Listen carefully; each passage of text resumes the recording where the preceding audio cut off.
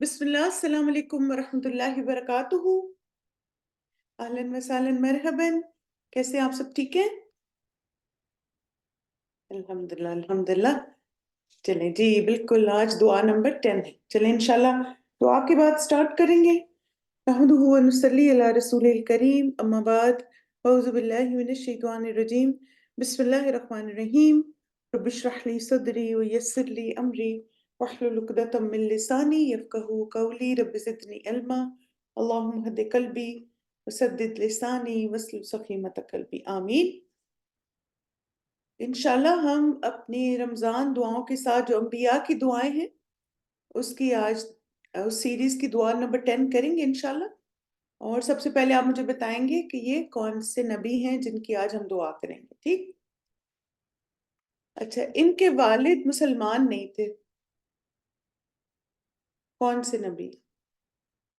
ابراہیم علیہ السلام، اللہ مبارک۔ انہوں نے بتوں کو توڑا تھا،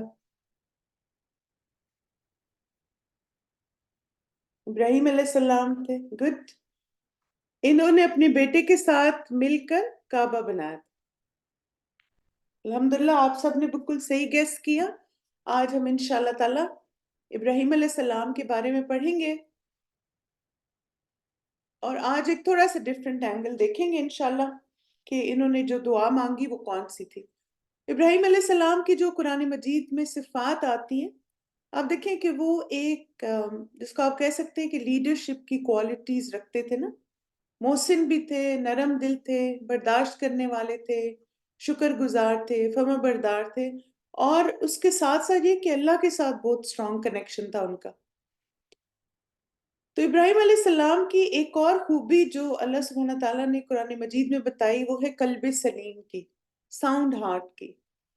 اور اللہ تعالیٰ فرماتے ہیں جا ربہ بقلب سلیم، اور بے شک اسی نوح کے گروہ میں سے ابراہیم بھی تھا، یعنی نوح علیہ السلام کے بعد جو نبی آئے اس میں ابراہیم علیہ السلام بھی تھے، جب وہ اپنے رب کے پاس سلامت دل لے کر آیا تھا۔ اور ابراہیم علیہ السلام کا دل کیسا تھا؟ ہر طرح کی شرک، شک، منافقت، حسد، بغض، سرکشی اور ہر روگ سے پاک دل تھا، یعنی پیور ہارٹ تھا ان کا۔ اور آپ دیکھیے کہ جو پیور ہارٹ ہوتا ہے نا اس پہ اللہ تعالیٰ کے احکامات کا اثر بھی ہوتا ہے اور پھر اس کی باتوں میں بھی اثر ہوتا ہے۔ یعنی آپ نے دیکھا ہوگا کہ جو لوگ صاف دل کے ہوتے ہیں نا ان کی باتوں میں ایک تاثیر ہوتی ہے، ایک اثر ہوتا ہے، اور جو لوگ جن کی نیت خراب ہوتی ہے، جن کی نیت صحیح نہیں ہوتی، تو آپ ان کی باتوں کو سن کے بھی آپ کو ایک جیسے بے چینی سی ہوتی ہے، اور پھر وہ انفلوئنس نہیں ہوتا ان کی بات کا نا۔ تو اب آپ دیکھیں کہ ایک سوال ہماری ذہن میں آتا ہے کہ اتنی ساری خوبیاں تھیں، یعنی اتنا زبردست قسم کا دل ہے، تو ہمارا دل اس طرح کیسے ہو سکتا ہے نا کہ اس میں کوئی شرک نہ ہو، کوئی شک نہ ہو، کوئی منافقت، حسد، بغض، سرکشی، کسی قسم کی دنیاوی محبت، ایسی چیزیں نہ ہو۔ تو اس کے بارے میں علماء کہتے ہیں کہ دل کی اصلاح 5 چیزوں کے ساتھ ہوتی ہے، یعنی اگر 5 چیزیں انسان اپنے اندر لے آئے تو اس کا دل قلب سلیم بن سکتا ہے۔ پہلی چیز ہے غور و فکر کرتے ہوئے قرآن کی تلاوت کرنا، پیٹ کو خالی رکھنا، جیسے ماشاءاللہ آج کل آپ رکھتے ہیں 12، 13، 14 گھنٹے، رات کا قیام کرنا، اور سحری کے وقت اللہ کے آگے گڑ گڑانا۔ یہ بھی آج الحمدللہ ہم لوگ کر رہے ہیں۔ آپ لوگ تراویح پڑھتے ہیں نا، یا رات کو نفل پڑھتے ہیں الحمدللہ۔ نیک لوگوں کی مجلسوں کو اختیار کرنا، ماشاءاللہ آپ لوگ آن لائن صبح و شام موجود ہوتے ہیں، اور حلال کھانا۔ تو آپ دیکھیں کہ آپ خود بھی محسوس کرتے ہوں گے کہ آپ کے دل کی جو کیفیت ہے وہ مختلف ہے as compared to other days. اور اس کی وجہ کیا ہے کہ آپ یہ سارے کام کر رہے ہیں۔ آپ صبح دورہ قرآن سنتے ہیں تو قرآن پہ غور و فکر ہو جاتا ہے، پھر آپ سارا دن کچھ کھاتے پیتے نہیں ہیں، پھر آپ عشاء کے بعد کچھ نفل بھی پڑھ رہے ہیں، ماشاءاللہ سحری کے وقت اٹھتے ہیں، اس وقت استغفار بھی، نفل بھی، اور پھر آپ اچھی مجالس میں بیٹھتے ہیں، اور پھر رزق حلال کھاتے ہیں الحمدللہ۔ اور اسی طرح نبی صلی اللہ علیہ وسلم نے ایک دعا بھی سکھائی ہمیں، یہ جو استغفار کی دعاؤں کا کارڈ ہے نا اس میں یہ آخری دعا، اور اس دعا کو بھی اگر کثرت سے مانگے تو انشاءاللہ قلب سلیم ملے گا. جیسے اس دعا کا حصہ ہے نا، اللہم انی اسألک قلبا سلیما ولسانا صادقا، کہ اے اللہ میں آپ سے سوال کرتا ہوں قلب سلیم کا اور سچی زبان کا. تو انشاءاللہ اس دعا کو بھی مانگیں تاکہ اللہ تعالیٰ ہمیں ایک صاف ستھرا دل عطا فرمائے جیسے ابراہیم علیہ السلام کا تھا. پھر ابراہیم علیہ السلام کے بارے میں اللہ سبحانہ تعالیٰ نے فرمایا کہ تم لوگوں کے لیے ابراہیم علیہ السلام اور اس کے ساتھیوں میں ایک اچھا نمونہ ہے، اسوۃ حسنہ. اب دیکھیں یہ لفظ اور کس کے لیے آیا ہے؟ کن کو اور رول ماڈل بنانا ہے ہم نے؟ نبی صلی اللہ علیہ وسلم کے لیے. Very good. تو اسی طرح اللہ تعالیٰ نے ابراہیم علیہ السلام کے بارے میں بھی کہا کہ انہوں نے اپنی قوم سے صاف کہہ دیا کہ ہم تم سے اور تمہارے ان معبودوں سے جن کو تم خدا کو چھوڑ کر پوچھتے ہو قطعی بیزار ہیں. ہم نے تم سے کفر کیا اور ہمارے اور تمہارے درمیان ہمیشہ کے لیے عداوت ہو گئی اور بیر پڑ گیا، یعنی دور ہو گئے ہم تم سے جب تک تم اللہ واحد پر ایمان نہ لاؤ. مگر ابراہیم علیہ السلام کا اپنے باپ سے یہ کہنا اس سے مستثنی ہے کہ میں آپ کے لیے مغفرت کی درخواست کروں گا اور اللہ سے آپ کے لیے کچھ حاصل کرنا میرے بس میں نہیں ہے. یہ بھی ساتھ ہی کہہ دیا.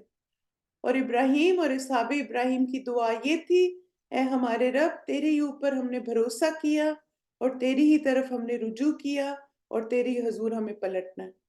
اب آپ دیکھیں کہ ابراہیم علیہ السلام نے اپنے مشرک باپ سے کہا تھا کہ وہ ان کے لیے دعا کریں گے نا، ورنہ جو انبیاء کو ایک انسٹرکشن دی گئی وہ کیا تھی کہ اس نبی کے شایان شان نہیں اور نہ ہی ان لوگوں کے جو ایمان لائے کہ وہ مشرکین کے لیے اللہ سے بخشش مانگے اگرچہ وہ ان کے قرابت دار ہی کیوں نہ ہو، اور اس کے بعد کہ ان کے لیے واضح ہو گیا کہ وہ جہنم کے ساتھی ہیں. اور ابراہیم کا اپنے باپ کے لیے استغفار کرنا محض ایک وعدے کی بنا پر تھا جو اس نے اسے کر لیا تھا. پھر جب اس پر واضح ہو گیا کہ وہ اللہ کا دشمن ہے تو وہ اس سے بیزار ہو گیا. بے شک ابراہیم یقیناً بہت آہوزاری کرنے والا، بہت بردبار.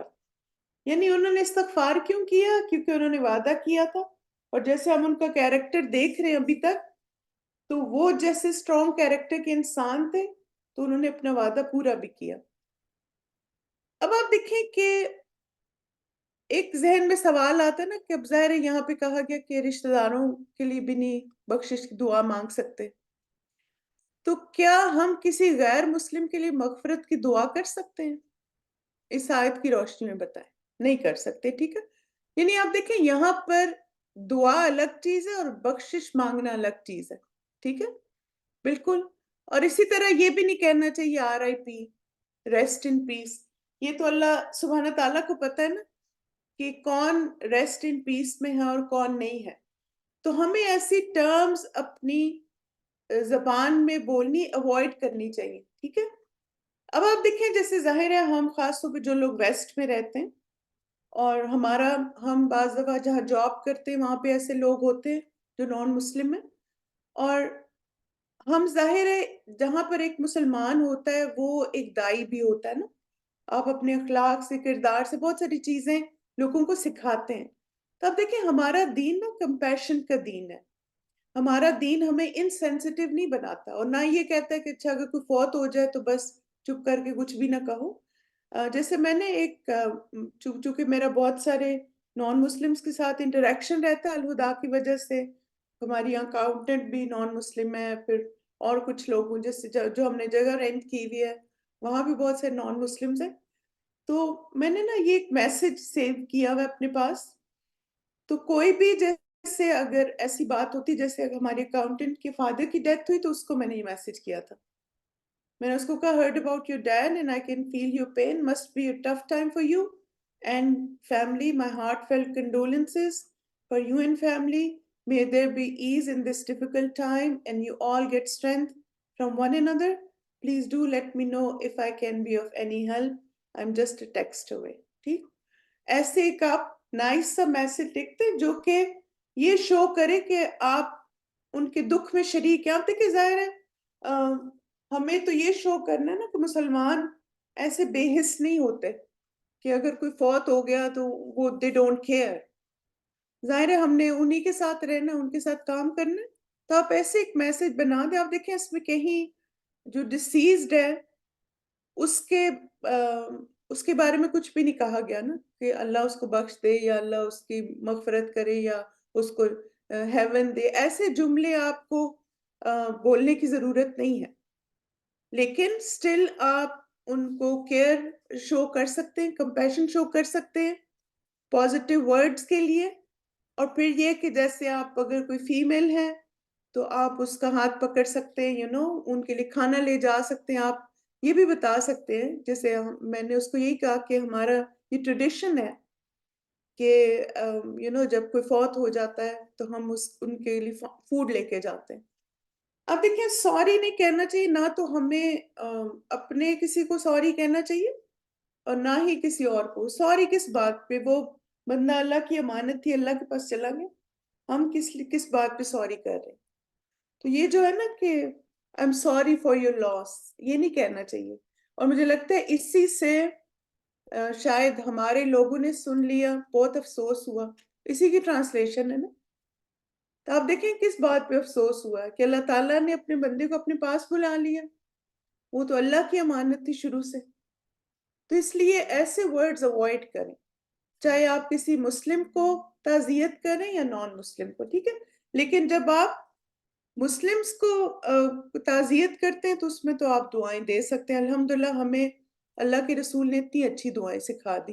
بہرحال this was on a side note کہ الحمدللہ چونکہ یہ ذہن میں ایک سوال آتا ہے اور ہم چونکہ ایسے کلچر میں رہتے ہیں تو وہاں ہمیں اپنی لمٹس بھی پتہ ہونی چاہیے. اور یہ کہ ہمارے دل میں ہمیشہ یہ نیت ہونی چاہیے کہ ان کے دل میں اسلام کے لیے ایک سافٹ کارنر آئے اور ان کو یہ پتہ چلے کہ مسلمان بھی جو وہ دوسرے کا درد سمجھنے والے ہوتے ہیں. ٹھیک ہے. تو اب آتے ہیں ابراہیم علیہ السلام کی دعا کی طرف اور ان کی جو سٹوری ہے. یہ سورہ صافات کی آیات ہیں جو ہم آج دیکھیں گے انشاءاللہ. اذ قال لأبیہ وقومہ ماذا تعبدون، جب اس نے اپنے باپ اور اپنی قوم سے کہا تم کس چیز کی عبادت کرتے ہو؟ کیا تم اللہ کو چھوڑ کر گھڑے ہوئے معبودوں کو چاہتے ہو؟ یعنی ابراہیم علیہ السلام ایسے سوال انہوں نے کیے اپنی قوم سے which made them think کہ مثلا تم خود اپنے ہاتھوں سے بت بناتے ہو اور تم انہی کی پوجا کرنے لگ جاتے ہو، تو رب العالمین کے بارے میں تمہارا کیا گمان ہے؟ تو اس نے ستاروں کی طرف ایک نظر دیکھا، یعنی ایسے دیکھا کہ وہ سوچ رہے ہیں نا کچھ. پھر کہنے لگا بے شک میں تو بیمار ہوں.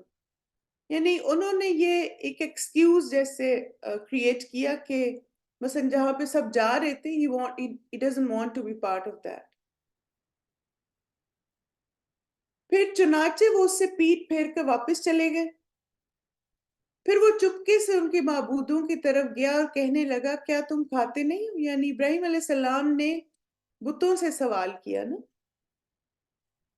کہ تم کھاتے نہیں ہو. یعنی ظاہر ہے آپ دیکھیں لوگ اتنے چڑھاوے چڑھاتے اپنے بتوں کے سامنے، اور ابراہیم علیہ السلام نے کہا اچھا یہ اتنا کچھ پڑھا ہوئی کیوں نہیں کھاتے؟ تمہیں کیا ہو گیا تم بولتے بھی نہیں ہو؟ یعنی تم کیسے خدا ہو کہ نہ تم کھاتے ہو نہ تم بول سکتے ہو؟ پھر وہ دائیں ہاتھ سے مارتے ہوئے ان پر پل پڑا، یعنی پھر انہوں نے سارے بتوں کو توڑ دیا. تو وہ سب تیز دوڑتے ہوئے اس کی طرف متوجہ ہوئے.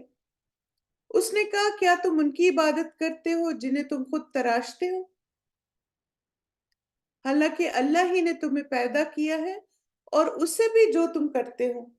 یعنی جو تم چیزیں یوز کرتے ہو وہ بھی تو اللہ کی بنائی ہوئی ہے نا. انہوں نے کہا اس کے لیے ایک عمارت بناؤ اور پھر اسے دہکتی ہوئی آگ میں ڈال دو.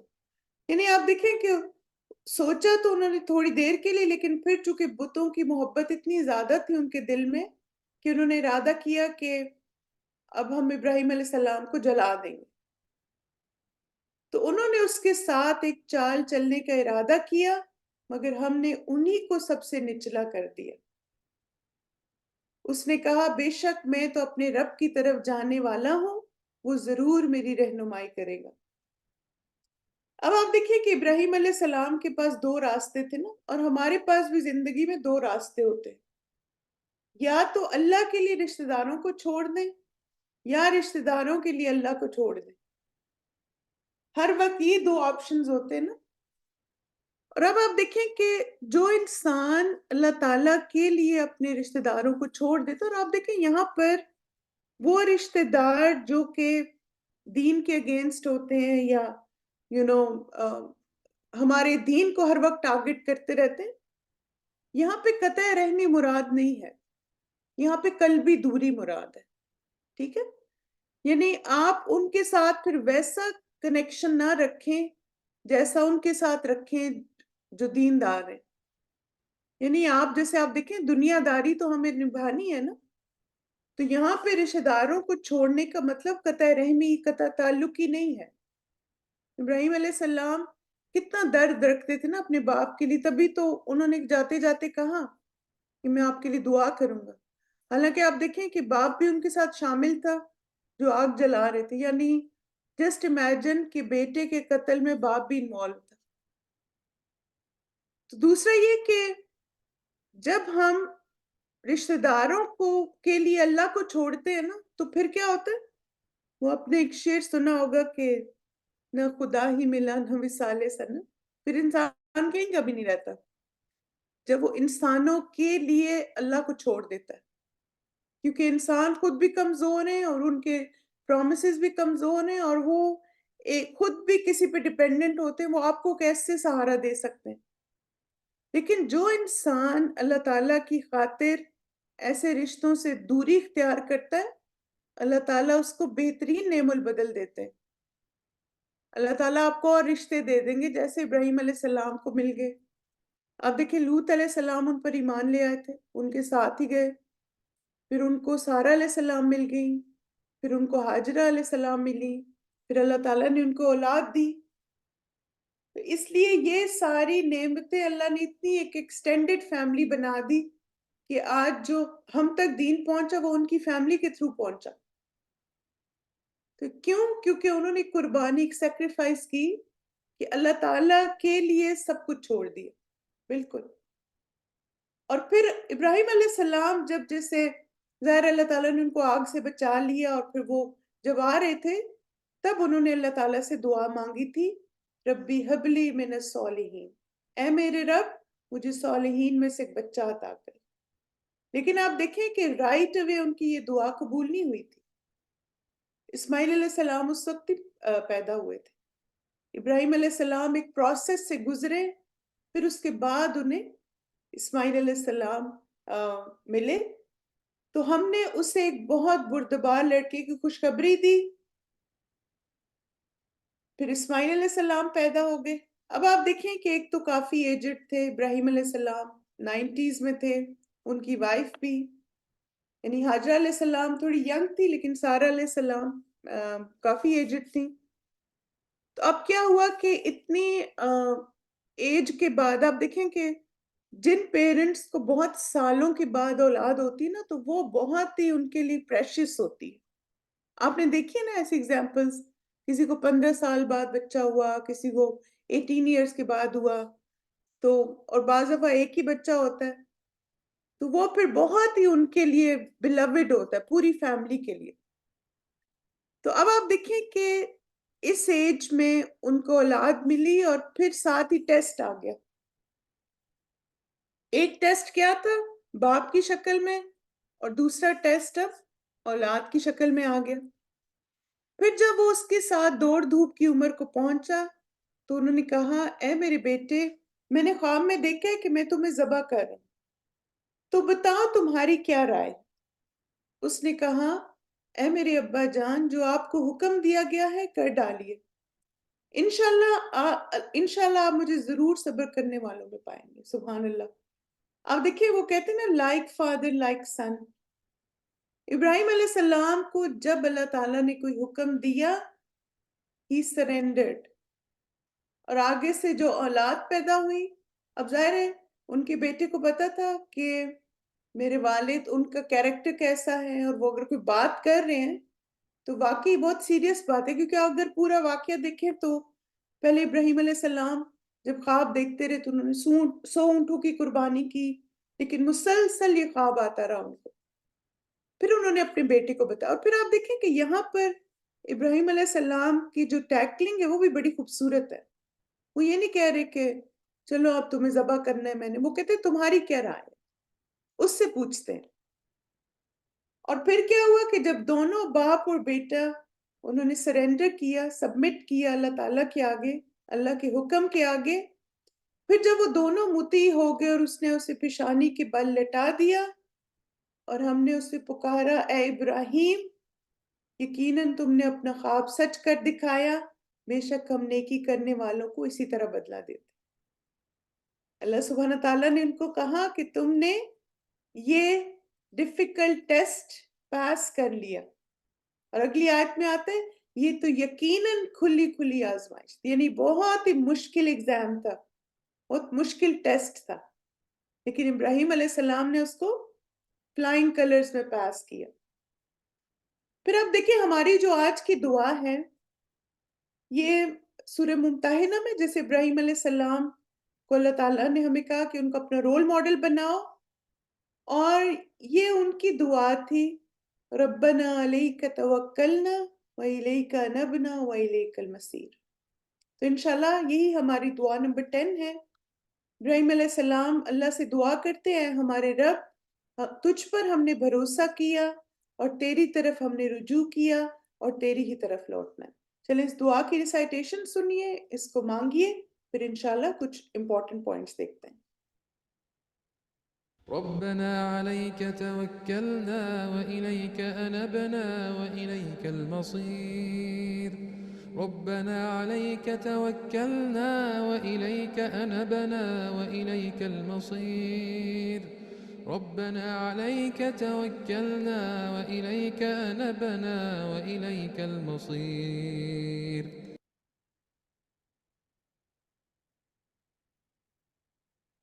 اے ہمارے رب تجھ پر، ربنا علیکا، اے ہمارے رب تجھ پر، توکلنا ہم نے بھروسہ کیا، و الیکا اور تیری طرف، انبنا ہم نے رجوع کیا، ہم توبہ کرتے ہیں، و الیک المصیر اور تیری ہی طرف لوٹنا ہے.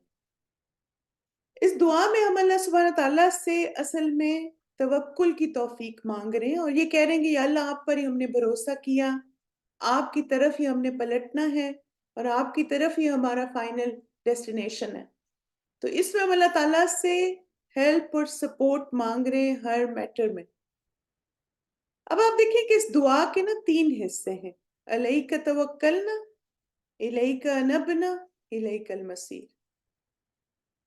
تو پہلی چیز ہے ٹرسٹ ان اللہ، پھر ٹرن ٹو اللہ، اور فائنل ریٹرن ٹو اللہ.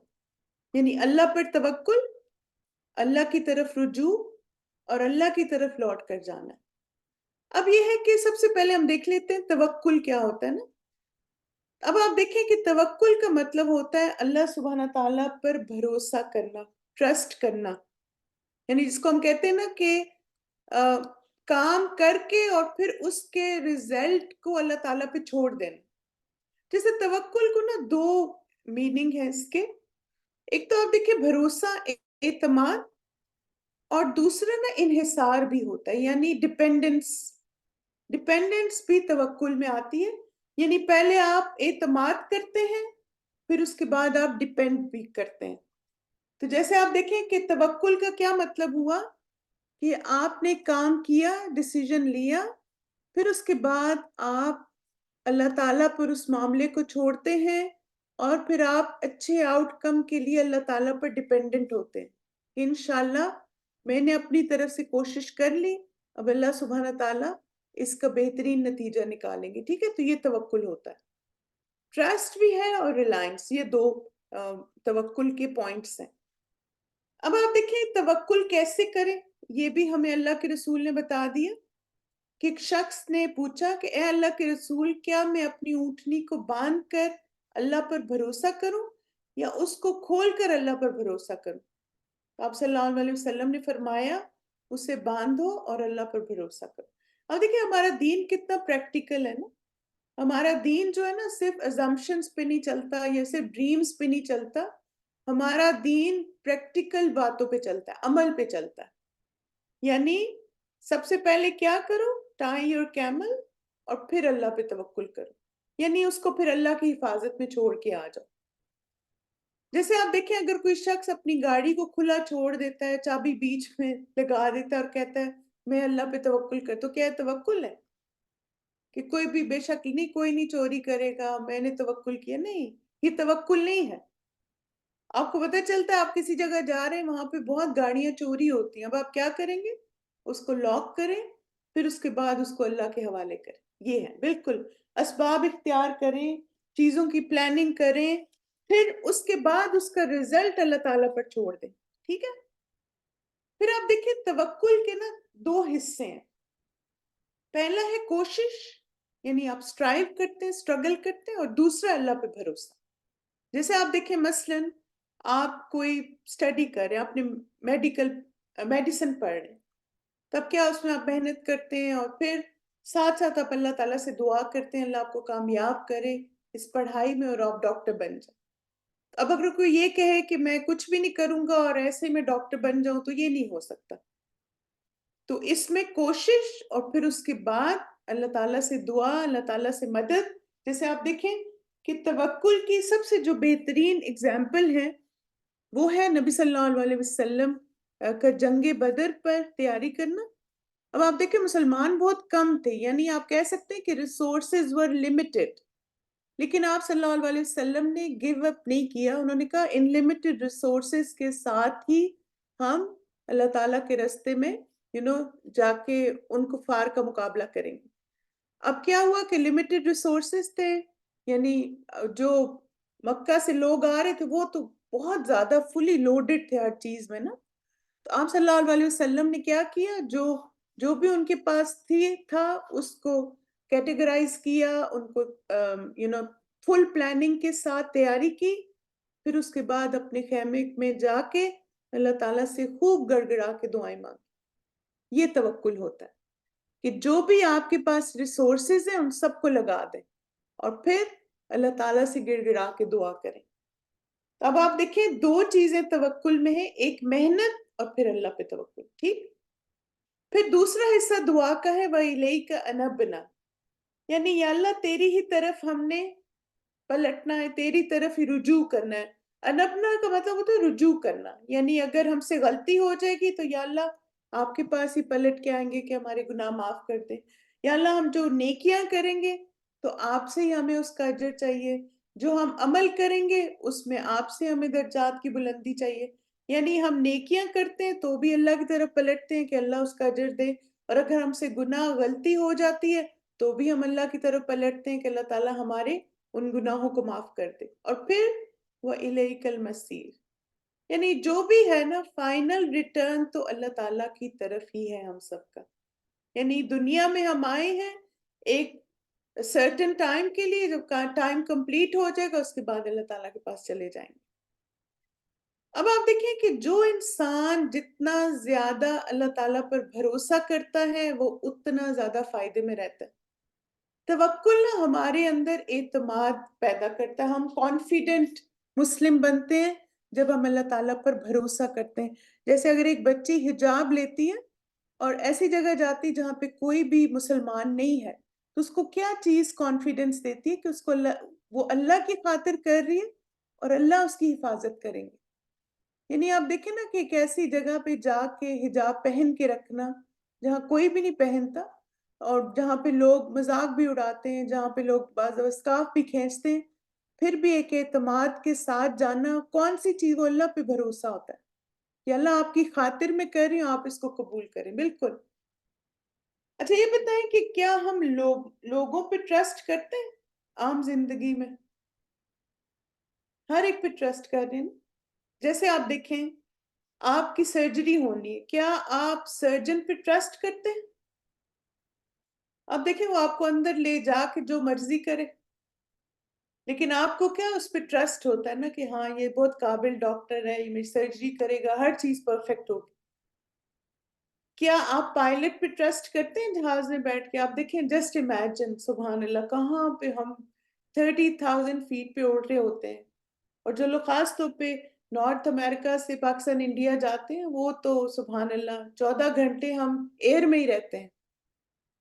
अब आप देखें कि हमें क्या होता है कि हाँ ये पायलट है, एक्सपीरियंस्ड है, ये एयरलाइन बहुत अच्छी है, बहुत अच्छी रेपुटेशन है, हम उसमें बैठ जाते हैं। इसी तरह आप देखें कि बाज दफा आप लोगों पे ट्रस्ट करके अपनी सीक्रेट्स बता देते हैं कि हाँ ये तुम ना किसी को ना बताना। तो क्या ऐसा ही होता है? किसी को नहीं बताता, फिर किसी को बता दिया। फिर आप देखें कभी आपको एडवेंचर का भी शौक होता है, रोलर कोस्टर में बैठे हैं आप लोग कभी? अब उस वक्त आप किस पे ट्रस्ट कर रहे होते हैं? रोलर कोस्टर की एडमिनिस्ट्रेशन पे। कि आपको होता है कि आप देखें सुभान अल्लाह, मैं एक दफा बैठी रोलर कोस्टर में और वो 100 फीट से ड्रॉप था उसका ना, यूके में हम लोग गए थे। और उस वक्त मैं सोची थी सुभान अल्लाह, आई मीन क्या बंदे को काम, क्या जरूरत है ऐसी एडवेंचर करने की। लेकिन ये कि वो हमें क्या होता है, अच्छा ये बहुत अच्छे हैं, सेफ है, कुछ नहीं होगा, आपको बेल्ट बांधते हैं, सब कुछ बिल्कुल।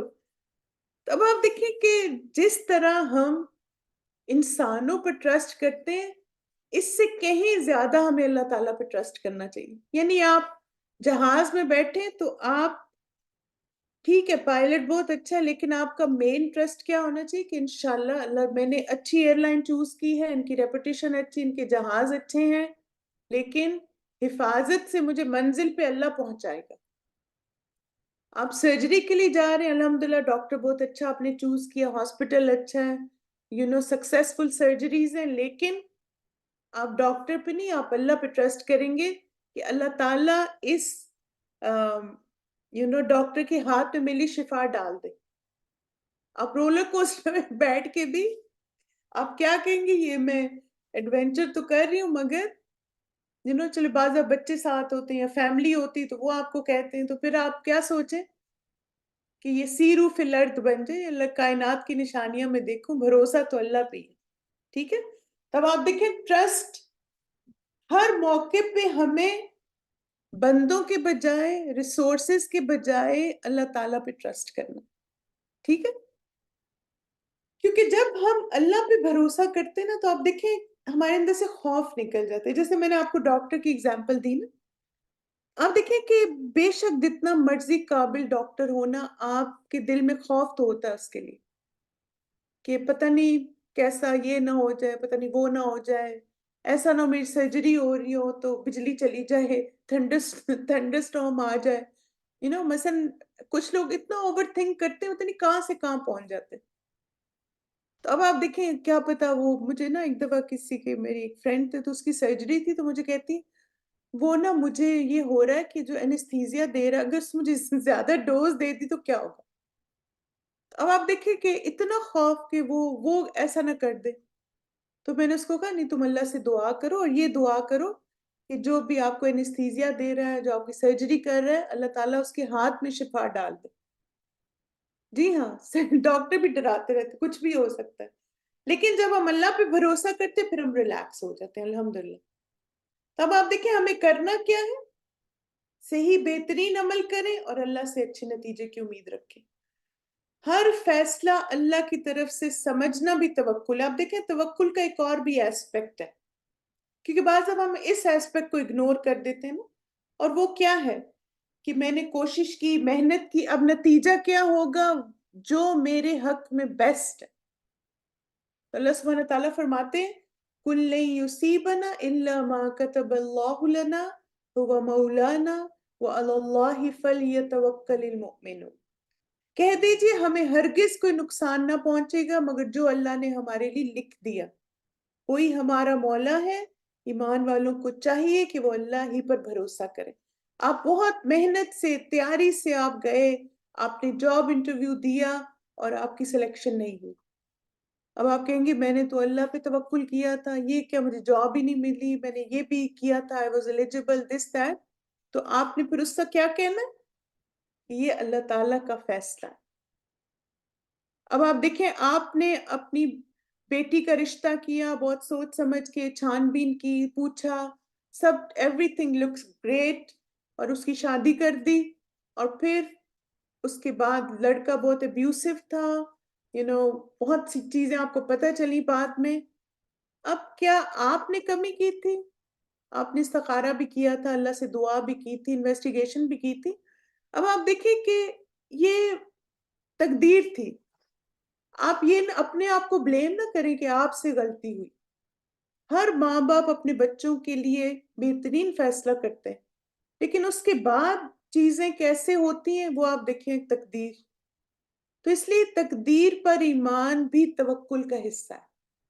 ٹھیک ہے، تو اس ایسپیکٹ کو بھی آپ نے ذہن میں رکھنا ہے کہ انشاءاللہ ہم نے محنت کرنی، کوشش کرنی، اپنی طرف سے بیسٹ کرنا اور اللہ تعالیٰ سے بیسٹ کی امید بھی رکھنی ہے. کیونکہ آپ دیکھیں جو اللہ پر توکل کرتا ہے اللہ اس کو کافی ہو جاتا ہے. وَمَن يَتَوَكَّلْ عَلَى اللَّهِ فَهُوَ حَسْبُهُ. جو اللہ پر بھروسہ کرے اس کے لیے وہ کافی ہے. یعنی پھر آپ اپنے ڈیسیژنز کو اون کرتے ہیں، آپ کے اندر ایکسیپٹنس آتی ہے، آپ بہترین طریقے سے اس معاملے کو ہینڈل کرتے ہیں صبر اور شکر کے ساتھ، اور ایک کامیاب زندگی گزارتے ہیں. یس بالکل. انشاءاللہ ابراہیم علیہ السلام کی دعا دوبارہ ایک دفعہ سنتے ہیں اور پھر اپنے سیشن کو کنکلوڈ کرتے ہیں. بسم اللہ.